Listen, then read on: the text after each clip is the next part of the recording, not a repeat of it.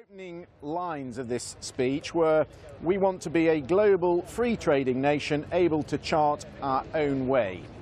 Music to your ears, I would have thought. Absolutely spot on. I thought it was a very good start. That's what we'd all like. We want to have the very best trading terms with every nation on the planet.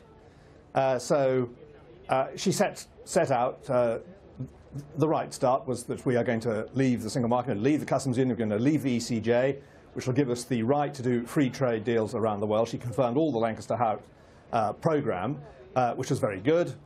And what worries me, my caveat would be the transition phase. As long as this transition phase goes on, although she made it very clear it should be as short as possible, and that actually follows European Council recommendations, it should be short, clear, and going to a specific destination. As long as we still have that transition period, we're still bound in by European rules, and we can't get cracking and open up markets around the world. And the future, exemplified by, Sir James Dyson announced these amazing results today in his business, and he would like to leave as rapidly as possible. So as long as we're in the transition, we can't take on the real advantages of leaving. So my feeling is this was a very generous speech. The tone of it was very, very welcoming.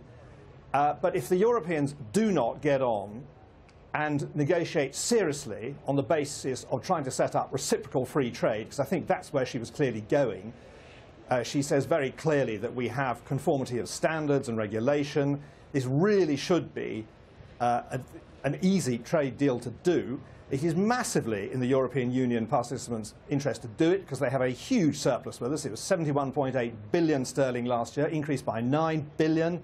The Germans sold us 950,000 cars last year. They all have a huge strategic and selfish interest in doing a trade deal. And we want reciprocal free trade to carry on in a frictionless way, which is what the Prime Minister has been outlining.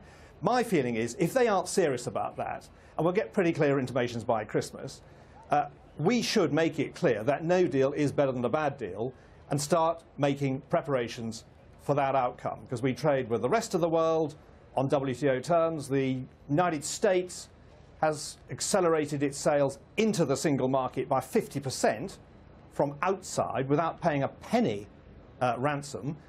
We, from within, have only increased our sales to the single market by 25%. So being outside what you're actually saying holds no fears, and it gives the chance to the Dysons of this world to really get on and expand their businesses as the rest of the world grows so much faster than the EU. Don't forget, the European Commission itself has said that 90% of world growth is going to come from outside the EU. You didn't frankly have the balls to put country before party.